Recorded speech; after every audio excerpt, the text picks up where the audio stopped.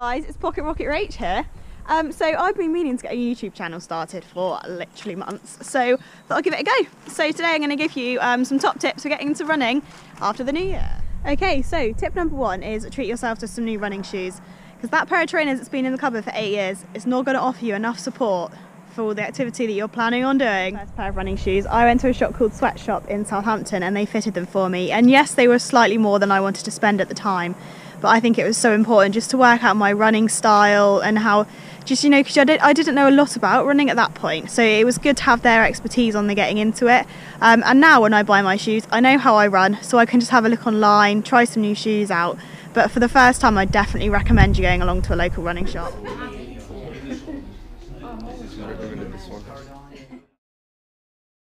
Set yourself a goal, whether this be a massive goal like an Ironman or a smaller goal like a 5k park run. Every goal counts, and if you've got a goal, you're much more likely to be motivated. For me, my first goal was to be able to run for 5 minutes, and I do find that if you keep them small and achievable, you are much more likely to reach them, and when you reach them, you feel motivated to reach the next goal. So keep them small, but have a goal.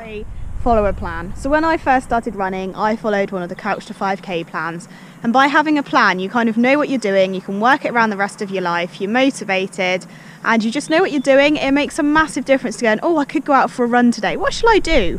If you've got it down in front of you, you know, you can work it around the rest of your life. You can be like, I'm going to get up and do it this morning.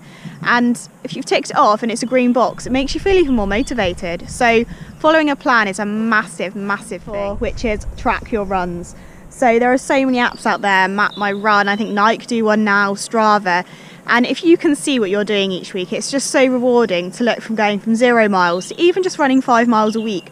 And if you can see them, you can see how you're improving, which again is so motivational.